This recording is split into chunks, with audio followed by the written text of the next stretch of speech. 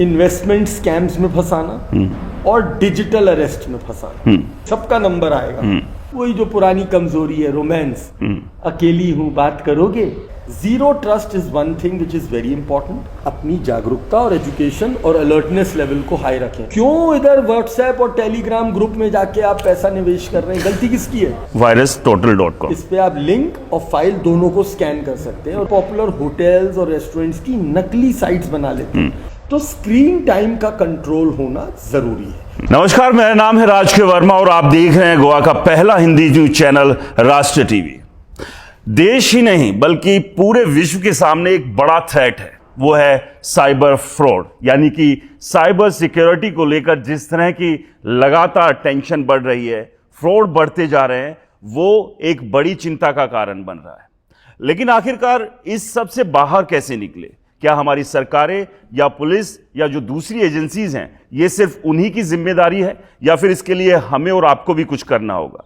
क्योंकि इसका अगर इलाज है तो वो है अवेयरनेस, यानी कि जागरूकता। अगर आप और हम जागरूक हो जाएंगे तो इन साइबर क्रिमिनल्स की दुकान बंद हो सकती है। और इसी जागरूकता को बढ़ाने की कोशिश लगातार बहुत सारे लोग कर रहे हैं। उन्हीं में से एक आज हमारे साथ हैं रक्षित टंडन साहब, जो कि इंटरनेशनल साइबर सिक्योरिटी एक्सपर्ट है। बहुत बहुत स्वागत है रक्षित टंडन जी आपका। Thank you so much. नमस्कार। सबसे पहले तो दर्शकों के लिहाज से, क्योंकि जिस तरह से ये शुरू हुआ था साइबर क्राइम के मामले, शुरुआत में हमने देखा कि बहुत छोटा छोटा अमाउंट जो है ये लोग खातों से आपके चोरी कर रहे थे, कहीं से 2000, कहीं से 5000। लेकिन अब तो हौसले इनके ऐसे बढ़ गए कि लाखों करोड़ों में चली गई है चीजें। और अगर पिछले साल की बात करें, एक साल की बात करें, देश भर में कितने ऐसे साइबर फ्रॉड के मामले हुए होंगे? देखिए, अभी एक रिसेंट रिपोर्ट I4C की तरफ, गृह मंत्रालय की तरफ से आई थी कि 2024 में अकेले पहले 9 महीनों में करीब लगभग 12 लाख कंप्लेंट आई। 12 लाख पोर्टल पे, हमारे ऑनलाइन पोर्टल पे, और उससे करीब 11,333 करोड़ का नुकसान पहुंचा। और 3 टिपिकल अपराध जो सबसे ज्यादा देखे गए वो थे नकली स्टॉक ट्रेडिंग एप्स में फंसाना, इन्वेस्टमेंट स्कैम्स में फंसाना और डिजिटल अरेस्ट में फंसाना, जिसमें वो आपको नकली पुलिस ऑफिसर बन के डरा धमका के आपके खाते खाली कर देते हैं। जो आपने एक बात कही कि शुरुआत जब हुई थी साइबर अपराध की, तो मैं साइबर सुरक्षा में 1998 से हूँ। 27 साल 30 साल तो मुझे एज ए टेक्नोलॉजी स्पेशलिस्ट हो गए। तो मैंने इसे पैदा होते देखा है। मैंने इसे छोटा सा बच्चा देखा, फिर मैं अब देख रहा हूँ कि ये 10 मुंह का राक्षस बन गया पूरा। क्यों? क्योंकि जब ये शुरू हुआ था तो वो छोटी छोटी सोशल इंजीनियरिंग होती थी। हमारा पूरा पैसा डिजिटल नहीं था, तो वो हमारा कार्ड का पिन चुरा के और एक जो लिमिट्स हुआ करती थी उतना पैसा निकाल लेते थे, वो फ्रॉड कर देते थे हमें फोन पे डरा के कि हम बैंक से बोल रहे हैं, कार्ड बंद हो जाएगा। और शुरू में आपने एक नाम भी सुना होगा, जामतारा करके, जहां से ये सीरीज भी बनी, ओरिजिनेट हुई। उस पर एक सीरीज भी बनी और उसमें एक लाइन बोली गई, सबका नंबर आएगा। आज जो मैं देख रहा हूं, आज वही हैकर ऑर्गेनाइज्ड हो गए, ग्रो कर गए इंटेलेक्चुअली, उनको एआई जैसे साधनों का वो मिल गया हौसला। तो जिसे प्रोग्रामिंग का पी भी नहीं आता था, आज वो एआई की मदद से एक खतरनाक वायरस लिख देता है जो आपके पूरे फोन को कंट्रोल कर लेता है। और अब चूंकि हम लोग एक डिजिटल इंडिया में इस लेवल पे आ चुके हैं कि अब हमारा सब कुछ डिजिटल है। हमारे बैंक्स, हमारे सेविंग्स, हमारे म्यूचुअल फंड्स। और अगर जागरूकता नहीं है और सही एजुकेशन आपको अपने डिवाइसेस, मोबाइल और इंटरनेट की नहीं है, तो मतलब आपके साथ धोखा होना ही है। अभी घुसते घुसते जिनका फोन आया था वो 5 करोड़ रुपए गवा चुके हैं शेयर ट्रेडिंग में। और हमारी पुलिस अभी तक उनके 42 लाख रुपए रिकवर कर पाई, क्योंकि वो ऑनलाइन इकोसिस्टम बहुत तेज होता है और ये हैकर्स भी बहुत तेज होते हैं। इन्हें पता है कि अगर पुलिस पे कंप्लेंट हुई तो हमारा पैसा पकड़ा जाएगा। तो वो छोड़ते नहीं है, वो उसको इमीडिएटली साइफन आउट निकालते रहते हैं अलग अलग तरीकों से। और इसलिए इन ऑनलाइन फ्रॉड्स में जो रिकवरी की परसेंटेज है बहुत कम होती है। इस पर भी आएंगे, क्योंकि यहाँ पर जो टेलीकॉम कंपनीज हैं, बैंक्स हैं, उनका बहुत इंपॉर्टेंट रोल हो जाता है। और पीछे जिस तरह से हमने देखा है कि बैंक के सीनियर ऑफिसर्स तक जो है वो इन्वॉल्व इनके साथ है, क्योंकि इस इन्वॉल्वमेंट के बगैर तो हो ही नहीं सकता ना कुछ भी। लेकिन सबसे बड़ी बात ये है टंडन साहब कि ये जो मैसेज आते हैं, क्योंकि हम अक्सर अब देख रहे हैं तमाम न्यूज चैनल्स पे देखें, अखबारों में देखें, या सरकार की तरफ से बड़े बड़े कैंपेन चलाए जा रहे हैं कि कोई भी ऐसा लिंक आता है जो कि आपको लगे कि कुछ गड़बड़ है, उसे आप क्लिक मत कीजिए। लेकिन आइडेंटिफाई कैसे करें कि वो लिंक सही है या नहीं है? क्योंकि बहुत सारे लिंक कोई इनकम टैक्स के नाम पे भेज देता है, कोई इलेक्ट्रिसिटी डिपार्टमेंट के नाम से भेज देता है, डिफरेंट उससे भेजता है। इसी की पहल के अंदर भारत सरकार ने ट्राई के साथ मिलकर telephone regulatory authority of India और डीओटी डिपार्टमेंट ऑफ टेलीकम्युनिकेशन से एक बहुत खूबसूरत पहल स्टार्ट कर दी कि अब जो ऑथराइज्ड मैसेजेस आ रहे हैं उनके आगे हाइफन माइनस का निशान लगा होगा और कुछ एब्रीविएशंस लगे होंगे। सर्विस मैसेज है -S, प्रमोशनल मैसेज है -P, ट्रांजैक्शनल मैसेज है -T और सरकारी मैसेज है -G। और ये जो अटैचमेंट है ये उन्हीं अधिकृत लोगों को मिलेगा जिनकी अधिकृत सेवाएं होंगी। तो अभी अभी जैसे हमने अभी लंच किया और पेमेंट किया तो एक मैसेज आया हमारे बैंक से, उसके आगे -S लगा था कि ये एक सर्विस मैसेज है, हमारे बैंक द्वारा भेजा गया है। तो एक तो अब ये चीज हो गई है जिससे ये, लेकिन मैं हमेशा साइबर सुरक्षा में एक चीज कहता आया हूं, जीरो ट्रस्ट। अब ये बिहेवियर जरूरी है। एक घटना सुनिए, आपका व्हाट्सएप हैक हुआ, आपको नहीं पता कैसे हुआ, उसकी एक लंबी कहानी है, लेकिन हो गया। अब आपके व्हाट्सएप से आपके संपादक जी के पास या आपके मित्र के पास एक मैसेज गया 11:30 बजे रात को, very urgent in a crisis, deposit 10,000 rupees. अब आपकी शक्ल लगी है, नंबर भी आप ही का है, सब कुछ वही, रोज आपसे बातचीत चल रही है। उन्होंने फौरन 10,000 ट्रांसफर किए और उसके बाद कोशिश करी बात करने की, बात नहीं हो पाई। इतनी देर में ये मैसेज आपके ग्रुप के हर दोस्त और रिश्तेदार पे चला गया, उनमें से 10 जाग रहे थे, उन्होंने पैसे जमा कर दिए, काम हो गया सामने वाले का। बात कर रहे हो कि पहचानने की जरूरत ही नहीं है। I want a critical behaviour now. आज हैकर टेक ओवर कर लेते हैं, इस फोन को एक लिंक भेजेगा सिर्फ वो, और ये लिंक हमेशा हमारी ह्यूमन कमजोरियों से क्लिक होते हैं।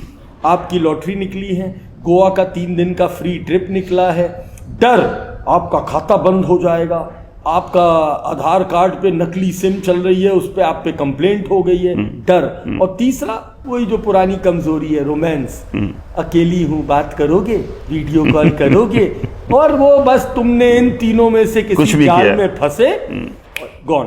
तो ये अब जैसे एक उदाहरण दे रहा हूं, जिस दिन मैं यहाँ लैंड हुआ हूं, एक सज्जन का फोन आता है, पढ़े लिखे सज्जन है, मैं उनका आइडेंटिटी डिस्क्लोज नहीं करूंगा, उनकी कंप्लेंट तो करा दी हमने। बोले साहब मैं बहुत दिनों से इच्छा थी, रोज एयरपोर्ट पे जाता था कि अमेरिकन एक्सप्रेस का जो कार्ड है अगर वो हो तो आपको फ्री लाउंज मिलेगा। हम पे एक कॉल आई, बोले हम एमएक्स से बोल रहे हैं, आपको लाइफ टाइम फ्री कार्ड दे रहे हैं। अच्छा, जितने भी अमेरिकन एक्सप्रेस वाले लोग होते हैं इनको पता होता है कि भाई इसमें कोई निर्धारित फीस लगती है। बोले हाँ साहब। बोले हमने देखिए आपके व्हाट्सएप पे एक अपना ऐप भेज दिया, आप उसे डाउनलोड कर ले और आपकी कार्रवाई शुरू कर देंगे। वो फाइल एक APK नाम की फाइल थी, उसको हमारी भाषा में एप्लीकेशन एंड्रॉयड पैकेज किट कहते हैं। उन्होंने जैसे ही उस फाइल को अपने फोन में इंस्टॉल किया, उनके खाते से 8 लाख रुपए गायब हो गए करते ही। वो समझ ही नहीं पाए कि हुआ क्या। नाउ दैट फाइल जो आपने वो क्लिक करके इंस्टॉल करी, वो कुछ नहीं था, उसने तुम्हारे फोन का कंट्रोल एक्सेस ले लिया पूरा। अब एक बार आपके फोन का, और देखिए भाई आजकल पैसा कहाँ रखा है, फोन में रखा है। बैंक में कैसे घुसते हैं, OTP से। FD कैसे तोड़ते हैं, OTP से। ट्रांसफर कैसे करते हैं, OTP से। और अगर वो कंट्रोल किसी चोर के पास है तो क्या आपके खाते को खतरा है? तो कहने का मकसद ये है, zero trust is one thing which is very important. दूसरा, अब लोगों को समझना पड़ेगा कि अब आपको साइबर हाइजीन की जरूरत है। जैसे खाना भी अब हम लोग देख भाग के, हाथ धो के, हाइजीनिक खाना खाने की कोशिश करते हैं जिससे सेहत सही रहे। ऐसे ही आपके डिवाइस, उनका ऑपरेटिंग सिस्टम्स और उनके ऐप्स हमेशा अपडेटेड होने चाहिए। अगर आपने अपडेटेड नहीं छोड़ा तो उसमें चोर बहुत आसानी से घुस आएगा। उसको हमारी सिंपल भाषा में समझाऊं कि इन्होंने अपने 3 दरवाजे के ताले ठीक नहीं कराए, टूटे पड़े हैं, तो और चोर को ये बात पता चल गई, तो अब वो बड़ी शांति से रात को आएगा, आराम से काम करेगा और चला जाएगा, क्योंकि ताले तो टूटे हुए थे। तो ऐसे ही हमारे प्रोग्राम में लॉक्स होते हैं, उनको लूप होल्स कहते हैं। तो रोज अगर आप अपने सॉफ्टवेयर्स को टाइम टू टाइम अपडेट रखोगे तो ये ताले बंद रहेंगे, यानी कि चोर अंदर नहीं घुस सकते। और एक आखिरी और दूसरी गलती जो सब कर रहे हैं, कि हम लोग अपने सारे पासवर्ड सेम रखते हैं और ये भूल चुके हैं कि अब हमारा सारे पासवर्ड्स लीक हो चुके हैं। ये जो आप अखबारों में एक बड़ा खतरनाक अपराध पढ़ते हैं ना, फलानी कंपनी का डेटा हैक इंटरनेट पे डाला, फलानी कंपनी का डेटा ब्रीच, उसमें हम और आप जैसे लोगों का डेटा चला जाता है। अच्छा, हम ध्यान ही नहीं देते, हम एकदम बैठे हुए हैं, हमने तो बहुत अच्छा पासवर्ड डाला हुआ है, पासवर्ड सिक्योर है एकदम से, उसको आपका पासवर्ड पता है। और अब अगर आपका पासवर्ड लीक है तो बॉस मैं आपकी सिम इशू कर सकता हूँ। तो ये अपराध हो रहे हैं, इसको ई सिम फ्रॉड कहते हैं। तो ये जो नए नए तरीके आ रहे हैं, ये सिर्फ इसीलिए आ रहे हैं क्योंकि हमारी, और आपने जो शुरू में बहुत अच्छी लाइन बोली कि इससे बचने का और इन हैकर्स को चुनौती देने का एक ही तरीका है, अपनी जागरूकता और एजुकेशन और अलर्टनेस लेवल को हाई रखें। जिस हाईवे पे जब पता है कि 4-5 हज़ार रुपये, 4-5 हज़ार कंप्लेंट्स रोज की आ रही हैं तो एक्सीडेंट्स की, तो उस हाईवे पे बहुत ध्यान से गाड़ी चलानी चाहिए। हम इंटरनेट को खेल समझ रहे हैं, किसी भी फ़ोन में पासवर्ड डाल दिया, किसी भी बटन पे क्लिक कर दिया, कोई भी फाइल डाउनलोड कर ली, अंग्रेजी तक नहीं पढ़ी कि जो ऐप तुम डाउनलोड कर रहे हो वो अंग्रेजी में कह रहा था मैं तुम्हारा सारा डेटा ले रहा हूं, तुमने कहा ओके ले लो ले लो, तुम ले लो डेटा। असल में ये अपने आप में बड़ी अजीब सी बात है। मतलब अगर मैं गलत हूं तो आप मुझे करेक्ट कीजिए, क्योंकि जितना मैंने भी देखा है, अधिकांश जो साइबर फ्रॉड के मामले हुए हैं वो पढ़े लिखे एजुकेटेड जो लोग हैं उनके साथ ज्यादा हुए हैं, क्योंकि वो ये समझते हैं कि उन्हें सब पता है। और दूसरी बात, हम लोग ने इंटरनेट के कंटेंट को ओवरलोड कर लिया है अपने ब्रेन में, तो उसके भी लोग उसको ब्रेन फॉगिंग कहते हैं उसको, कि हम लोग की कई बार वो जो इंटेलेक्चुअल या कॉग्निटिव थिंकिंग है वो ढक जाती है। तो अगर आपका स्क्रीन टाइम बहुत ज़्यादा है और आप बहुत कंटेंट ऊपर नीचे देख रहे हैं तो ऊपर गड़बड़ शड़बड़ होने लगती है, छोटी छोटी चीज़ें याद नहीं रहती हैं, गलतियां ज़्यादा होती हैं। अभी जितने भी ये अधिकांश केसेस हुए हैं, स्टॉक मार्केट वाले, इन्वेस्टमेंट क्राइम वाले, ये क्या थे कि तुमने ज्वाइन किया, तुमने 1000 रुपये दिए, उन्होंने तुम्हें 2000 दे दिए, तुमने 2 दिए, तुम्हें 10 दे दिए, 10 दिए 20 दे दिए, और जैसे ही 25 लाख दिए फिर कुछ नहीं दिया, सब खाओ खत्म। अब तुम उस 3-10 हज़ार 5-5 हज़ार के लालच में ऐसे फंसे कि तुमने अपनी स्टेक बढ़ा दी।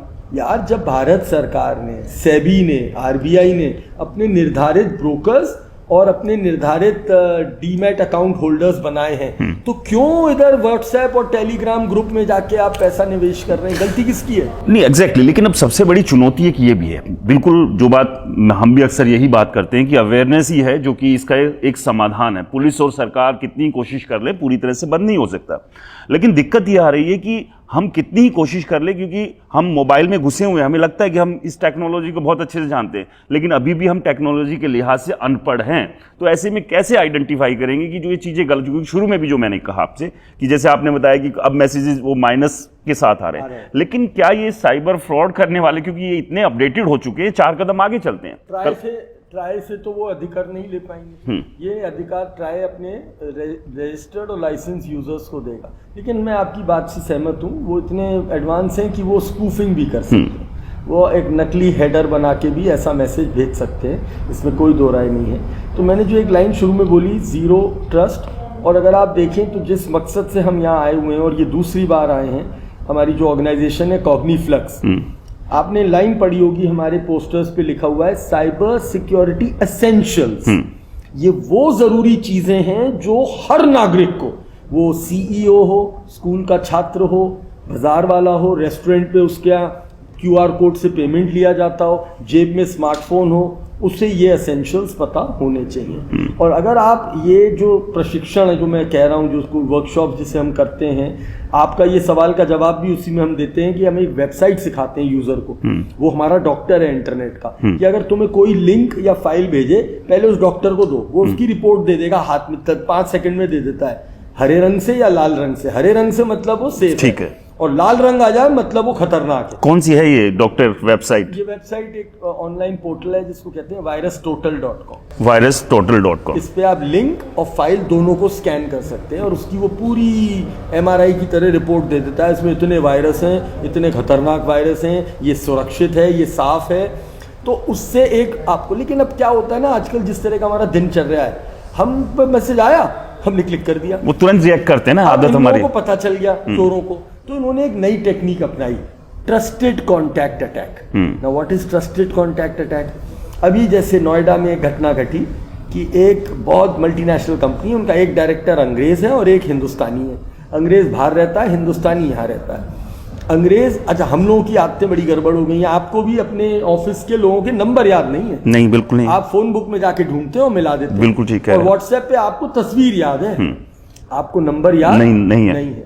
तो आप ही के एक डायरेक्टर जो विदेश में बैठे, चूंकि वहां समय का फर्क है, उनकी तस्वीर लगी है और एक विदेशी नंबर है, तो विदेशी नंबर तो आपको लगा उन्हीं का है।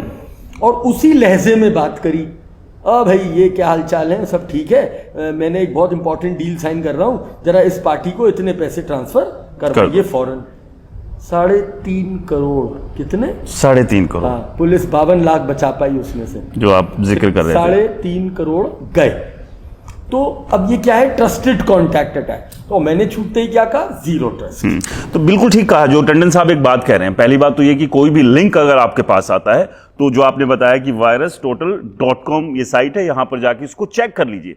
कोई ऐसी आफत नहीं आ रही है कि अचानक से कहीं कोई पुलिस की थ्रेट आ रही है या कोई भी ऐसा मैसेज आ रहा है, कुछ होगा नहीं उससे ऊपर नीचे, लेकिन आप उसको चेक कर लेंगे तो आपकी मेहनत की कमाई बच जाएगी, क्योंकि इसी कमाई के लिए आप सुबह से शाम तक जो है जद्दोजहद करते हैं, परिवार को छोड़कर जाते हैं, खून पसीना लगाते हैं और उस कमाई को बड़ी आसानी से कहीं दूर बैठा व्यक्ति प्यार से साफ कर जाता है और आप क्या करते हैं? बस सिवाय रोने के कुछ नहीं रह जाता। दूसरी बात यहां पर मैं गोवा के लिहाज से थोड़ा समझना चाहूंगा। गोवा एक टूरिस्ट डेस्टिनेशन है, देश से भी और विदेश से भी हजारों लाखों टूरिस्ट यहां पर आते हैं। गोवा गवर्नमेंट को क्या सजेशन देंगे, क्योंकि यहां भी बहुत सारे साइबर अटैक्स और इस तरह की चीजें रहती है, तो गवर्नमेंट उसको सिक्योर करे ताकि कोई टूरिस्ट आता है उसके साथ ये सब चीजें ना हो। खैर वो टूरिस्ट हो या कहीं पर भी हो, चीजें तो वो है कि खुद को ही अपनी अवेयरनेस बढ़ानी होगी, लेकिन जैसे आपने बताया कि बहुत सारे फ्री पैकेजेस गवर्नमेंट की साइड से भी बहुत सारी ऐसे ऑफर्स, झूठे ऑफर्स जो ये फ्रॉड करने वाले देते हैं। ऐसे टूरिस्ट डेस्टिनेशंस पे एक पर्टिकुलर तरीका देखा गया है कि जब मैं बाहर से आता हूँ, आजकल हर आदमी गूगल की मदद लेता है। एक ज़माना था जब हम रिश्तेदारों से पूछते थे, हाँ भाई हम गोवा जा रहे हैं, कहाँ रुके? बोले ताज में रुकिएगा, बहुत बढ़िया है, हम वहाँ गए थे, वहाँ का खाना पीना और रहना बहुत बढ़िया है और सामने समुंदर भी दिखता है। तो हमें ऐसे रेफरेंस मिलते थे। आज हम किसी से नहीं पूछते, हम ऑनलाइन पूछते हैं। तो ये हैकर्स क्या कर रहे हैं, जो वहाँ बाहर बैठे हैं, वो यहाँ नहीं बैठे हैं, वो उन्हीं यहाँ के पॉपुलर होटल्स और रेस्टोरेंट्स की नकली साइट्स बना लेते हैं और लोगों को धोखाधड़ी करते हैं, और उसमें हम पे कई मामले ऐसे आते हैं। तो सरकार को क्या करना चाहिए, जो मैंने ये नोट किया जब मैं लास्ट टाइम आया था यहाँ, मैंने पुलिस का प्रशिक्षण किया, हमारी कॉग्निफ्लिक्स ने एक ट्रेनिंग रखवाई जिसमें डीजीपी साहब खुद मौजूद थे, एसपी साइबर क्राइम साहब मौजूद थे, और मुझे अच्छा लगा देख के कि जो हमारे सारे ऑफिसर्स थे, 2024 से इनका प्रशिक्षण चल रहा है और लास्ट ईयर इन लोगों का कन्विक्शन रेट करीब 96% था, जो पहले बहुत पुअर था। तो उन्होंने खुद एक्सेप्ट किया, तो बोले इस प्रशिक्षण से, और मैं आपको अभी उदाहरण दे रहा था कि मेरे को अभी एक ऑफिसर मिले कल, मैं फरवरी में आया था जब, अभी मैं कल मिले, वो दोबारा आए मेरा लेक्चर सुनने, जब हमने कल डेम्पो कॉलेज में एक ट्रेनिंग दी। तो वो ट्रेनिंग के बाद बोले, टंडन साहब मैं फलानी पुलिस में काम करता हूँ और आपके उस वाले प्रशिक्षण से, फरवरी वाले, मैंने 2-3 केस सॉल्व कर लिए। तो आई थिंक सरकार को इस तरह के रेगुलर प्रशिक्षण कराना, और ये अब दिमाग से हटा दीजिए कि इस पूरे होटल का वो कमरा साइबर क्राइम सेल है, नहीं, हर थाना अब साइबर क्राइम सेल होना चाहिए। क्यों? क्योंकि सारे अपराधों में डिजिटल एविडेंस है आजकल।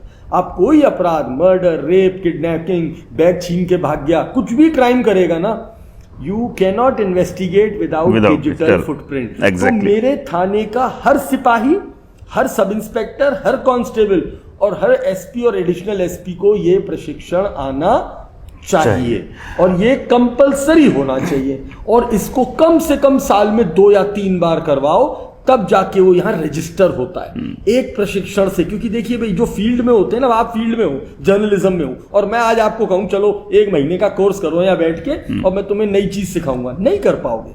जब आप एक बार काम में और पेशे में आ जाते हो तो हमारी अपने आप लर्निंग और रिटेंशन स्किल्स कम होने लगती है। बिल्कुल ठीक कह रहे हैं। क्योंकि तब हमारे पास काम का प्रेशर होता है।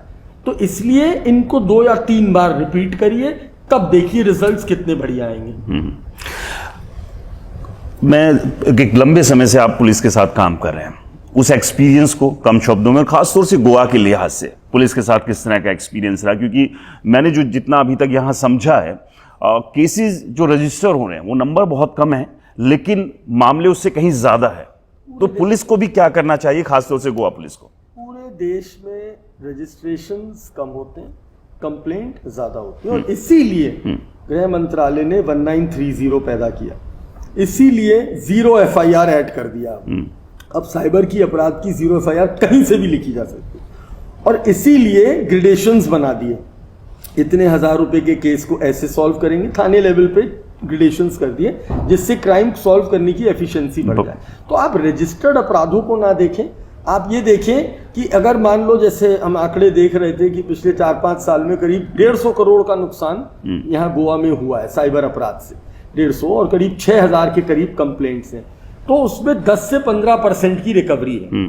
हमारी कोशिश, हमारे थानों की, हमारे ऑफिसर्स की ये होनी चाहिए कि अगर गलती से हैकर पैसा ले भी गया तो हम उसके पाइपलाइन से बाहर ना निकलने दें। हम इतने अलर्ट और इतने फास्ट हों कि उस चोर तक पैसा पूरा हजम ना हो पाए, और जो पीड़ित है, विक्टिम है, उसको मैक्सिमम रिकवरी हो। और अरेस्ट, तो अच्छी बात यह है अरेस्ट हो रहे हैं, so that is a good thing. तो मैं अगर कंपैरिजन की बात करें तो अब जब से भारत सरकार ने ये साइबर कमांडोज शुरू किए, ये बहुत अच्छा एक स्टेप है, जिसमें 5 लाख साइबर कमांडोज पूरे हिंदुस्तान में ट्रेन किए जा रहे हैं। 6-6 महीने का प्रशिक्षण हो रहा है, आपके गोवा में भी हो रहा है, यहाँ IITs में हो रहा है, और बड़े बड़े इंस्टीट्यूशंस को ये काम दिया गया है। तो अभी बल्कि मैं आज मिलने वाला था आपके जो इंचार्ज हैं यहाँ पे, जो ट्रेनिंग लेके आए, उन्हें तो उसमें पुरस्कार भी मिला है बेस्ट प्रशिक्षण, मतलब बेस्ट ट्रेनी कैंडिडेट का। तो वो यहीं के डेप्यूटेड हैं, यहाँ पे पोस्टेड हैं, और वो इस साइबर कमांडो बैच के हिस्सा थे। तो हर स्टेट से इन्होंने ट्रेन लिए पुलिस, और उनको साइबर कमांडो की 6-6 महीने के प्रशिक्षण दिए। तो ये वो सारे स्टेप्स हैं जो हमारे इन्वेस्टिगेशन और पुलिस का स्तर बढ़ाएगा आने वाले समय के लिए। गोवा के बच्चों के बीच में भी आप जा रहे हैं, उनको ट्रेनिंग दे रहे हैं, क्योंकि ये एक अच्छी बात है। क्योंकि जो आपने कही कि चाहे किसी भी प्रोफेशन का आदमी हो, जब उस प्रोफेशन में आ जाता है तो एफिशिएंसीज कम होती है, सीखने की क्षमताएं कम हो जाती है। लेकिन बच्चों के स्तर पर ये ट्रेनिंग होगी तो ये पेरेंट्स तक भी जाएगी, बाकी भी जाएगी। गोवा के बच्चों का एक्सपीरियंस कैसा रहा? मैंने 22 स्कूलों से बात करी, और 4ठी और 12वीं तक के छात्र थे। 22 स्कूलों से हमने बात करी, और ये मेरा, चूंकि मैं पूरे हिंदुस्तान में अब तक लगभग 7-8 हज़ार स्कूलों में जा चुका हूँ, 8-8.5 लाख बच्चे मुझे जानते हैं, और ये काम मैंने 2018 में भारत सरकार के कहने पे शुरू किया था। ये तो थैंक्स टू कॉग्निफ्लक्स कि हमने ये 2 दिन में 22 स्कूलों तक का आउटरीच किया। और मेरा ये तजुर्बा सब हिंदुस्तान, क्योंकि इंटरनेट सबका सेम है, आप गोवा में बैठे हो, यूपी में बैठे हो, राजस्थान में बैठे हो, मध्य प्रदेश में बैठे हो, बिल्कुल बच्चे सबके सेम है, खिलौने वही है सबके हाथ में, Snapchat, Instagram, free fire, call of duty, यही गेम्स खेल रहे हैं। यहाँ पे पेरेंट्स को बहुत ध्यान रखने की जरूरत है। बच्चों में एडिक्शन बढ़ रहा है, सोशल मीडिया से दिमाग पे असर पड़ रहा है, छोटे छोटे बच्चों की पढ़ाई, कॉग्निटिव थिंकिंग, अटेंशन स्पैन, नींद, एंजाइटी जैसे केसेस आ रहे हैं। तो स्क्रीन टाइम का कंट्रोल होना जरूरी है, सब जगह सेम है। आज भी एक छोटा सा बच्चा 11 साल का बोलता है खड़े होके कि मैं 17+ वाला गेम खेलता हूँ। छोटा सा बच्चा कहता है मैंने YouTube से हैकिंग सीखी है। मुझे हैकिंग शब्द से प्रॉब्लम नहीं है, मुझे प्रॉब्लम राइट और रॉन्ग से है। और ये इतने इनोसेंट होते हैं बच्चे कि इन्हें पता ही नहीं है सही क्या है और गलत क्या है। इनकी तो थिंकिंग ये है मेरे फॉलोअर्स बढ़ने चाहिए, मेरे फॉलोअर ज्यादा है तो मैं सेलिब्रिटी हूँ। उन्हें ये नहीं पता कि फॉलोअर्स बढ़ने के साथ एक रिस्पॉन्सिबिलिटी आती है। बिल्कुल। तो मैं समझता हूँ साइबर हाइजीन, साइबर सेफ्टी दोनों को, पेरेंट्स को, स्कूल्स को, टीचर्स को अपने करिकुलम में लाना पड़ेगा। और प्रशासन और सरकार को अब ऐसे मेजर्स लेने चाहिए कि स्कूल और कॉलेज लेवल पे इसका प्रशिक्षण केंद्र बनाए। मेरे को बड़ा अच्छा लगा, मैंने जब रास्ते में गोवा साइंस सेंटर देखा, बहुत अच्छा लगा देख के। मेरे और किसी राज्य में इतना खूबसूरत साइंस सेंटर नहीं मिला।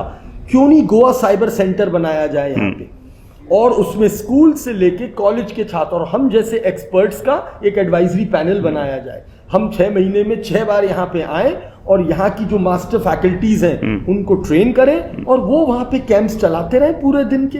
फिर देखिए साहब गोवा के अंदर क्या ब्रेन पावर बनेगी। बिल्कुल आपने ठीक कहा, और सवाल बहुत सारे हैं लेकिन समय का थोड़ा सा अभाव है। चलते चलते व्यूवर्स के लिए, तमाम लोगों के लिए, जनता के लिए जो अपनी गाढ़ी कमाई खो रहे हैं या फिर अपनी गलती या भूल चूक से खो सकते हैं, जो टिप्स आपकी तरफ से।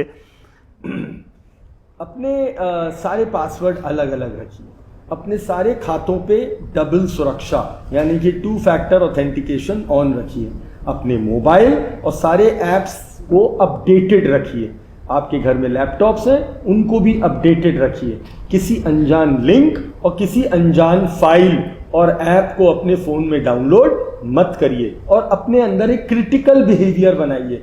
ये मैसेज आया लॉटरी का, क्यों मेरे पास ही क्यों आया? मैंने तो कोई क्राइम नहीं किया, ये पुलिस का फ़ोन मेरे पास ही क्यों आया? ये क्रिटिकल बिहेवियर अपने अंदर लाइए, कभी कोई अपराध नहीं होगा। और उसके बाद भी अगर आपको नॉलेज चाहिए तो हमारी भारत सरकार की एक साइट है cybercrime.gov.in। इसमें आप कंप्लेंट्स भी कर सकते हैं और आप इसके अंदर लिटरेचर भी डाउनलोड कर सकते हैं। और हमारा हेल्पलाइन नंबर है 1930। जितनी जल्दी इस नंबर को कॉल करेंगे, आप अगर साइबर अपराध के शिकार हुए तो आपका पूरा पैसा या 90% पैसा भी बचने की संभावना हो जाती है 1930 पे कॉल करने से। बहुत बहुत शुक्रिया टंडन साहब, ये इंपॉर्टेंट जानकारी देने के लिए, क्योंकि ये जानकारी ऐसी है जो हमारी आपकी सभी लोगों की गाढ़ी कमाई, मेहनत की गाढ़ी कमाई को बचा सकती है, सुरक्षित रख सकती है। और सबसे ज़रूरी, जागरूक बनिए, समझदार बनिए और हर उस लिंक पर, हर उस चीज़ पर शक कीजिए जो आपको अनजान लगे, जिसमें आपको ज़रा सा भी खटका लगे। बहुत बहुत शुक्रिया, बहुत बहुत शुक्रिया लक्ष्मी टंडन जी।